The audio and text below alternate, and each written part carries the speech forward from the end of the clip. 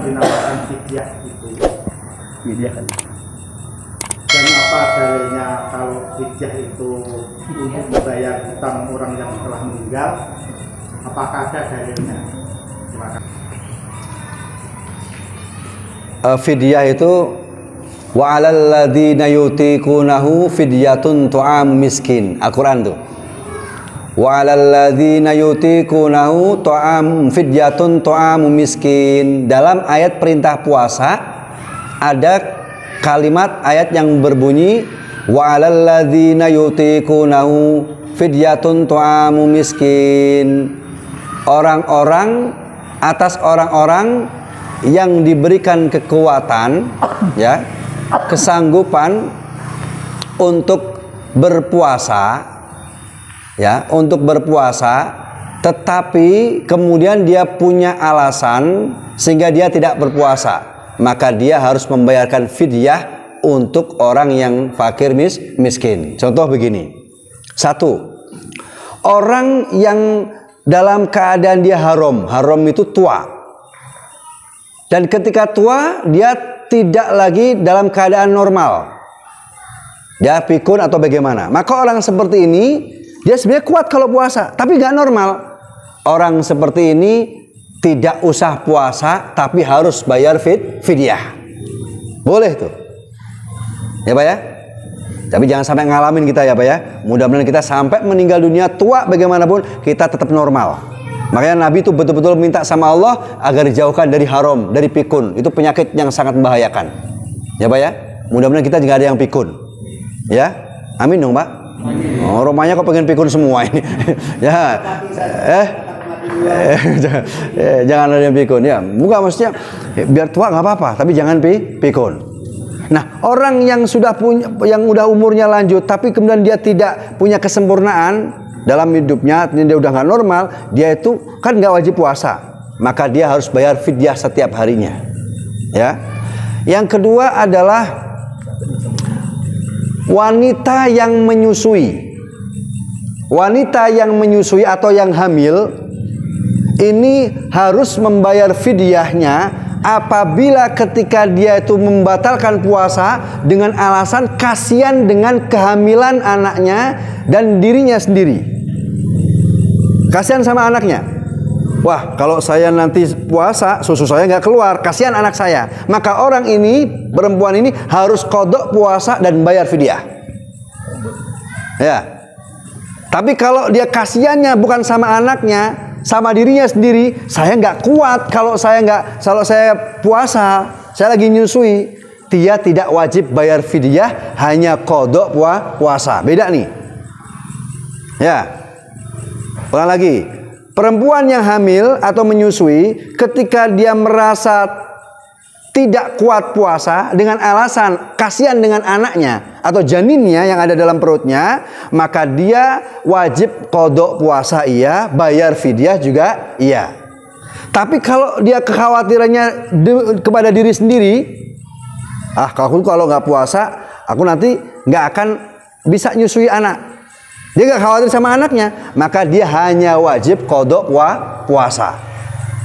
Yang ketiga, kalau dia ternyata khawatirnya kepada suaminya kalau nggak disusui, dosa itu. Itu dosa. Nah, itu dosa. Oh, dosa. Ya, saya mah nggak mau ngeliat dah. Dosa itu. Itu dosa. Nggak bisa dibayar fidyah itu nggak bisa. Dosa itu, tobat itu mah ya. Harus tobat. Tuh itu yang kedua tuh ya. Itu dia. Kemudian yang ketiga adalah orang yang meninggalkan puasa dalam keadaan dia itu dulu masih hidup, sakit, terus belum sampai sembuh dia telah meninggal dunia. Maka puasanya itu dihitung berapa hari yang ia tinggalkan, maka perharinya diganti dengan fidyah. Ya, diganti dengan fidyah. Fidyah itu hitungan sekarang itu adalah 6,75 ons. Jadi nggak sampai siliter. Ya, 6,75 ons. Tetapi ulama kontemporer kemudian menjustifikasikan ya agar lebih enaknya, maka ini dihitungi dengan memberikan makan kepada fakir miskin dengan hitungan makanan dia sehari itu biasanya makan berapa? Kalau mau 3 kali dia makannya sehari 3 kali, itu berarti bukan fakir miskin. Oh, fakir miskin makan sehari 3 kali. Itu mau orang kaya namanya. Ya, kalau miskin biasanya makannya sehari ya sekali. Tapi sekali makan mungkin dia harganya mungkin berapa itu? Bisa sampai 15.000. Berarti segitu tuh. Dihitung, oh dia ninggalin selama sakit gak puasa Ramadan, dia kemarin gak puasa 15 hari. Berarti 15 fidyah mud, 15 mud. 1 mud itu. Ya itu ya. Nah ini untuk yang puasa. Dalil fidyah itu fokus kepada yang puasa. Adapun untuk yang sholat, ya, untuk yang sholat, maka tidak ditemukan dalil secara detail dalam hadis dan dalam Al-Quran. Maka ulama Syafi'i, Maliki, Hambali cenderung menyatakan bahwa orang yang meninggalkan sholat dan dia mati sebelum mengkodoknya, udah gak usah dikodok, gak usah difidyain, itu urusan masing-masing dia dengan Allah Subhanahu Wa Taala. Tapi ulama Imam Hanafi masih punya kelonggaran, boleh dengan dibayar fidyah. Alasannya apa? Alasannya begini dalam kitab Fathul Mu'in. Kalau puasa saja bisa dibayar dengan fidyah,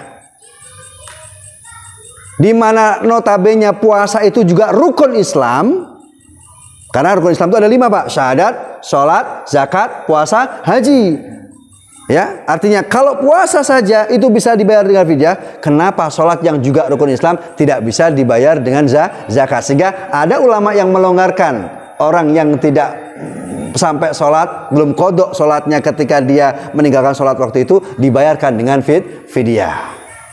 Itu lebih kepada mengkiaskan hukum, ya, lebih kepada mengkiaskan hukum, ya. Itu pendapatnya ulama.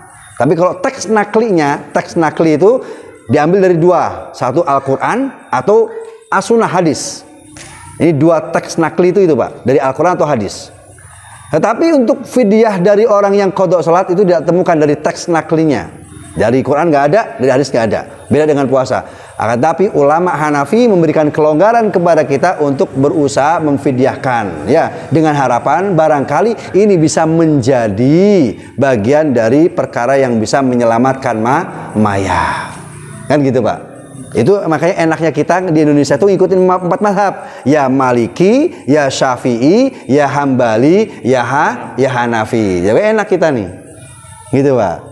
Ya sehingga berakhir di masyarakat kita berlakulah pembayaran fidyah. Cuman kalau mau bayar fidyah harus jelas tuh berapa yang ditinggalin.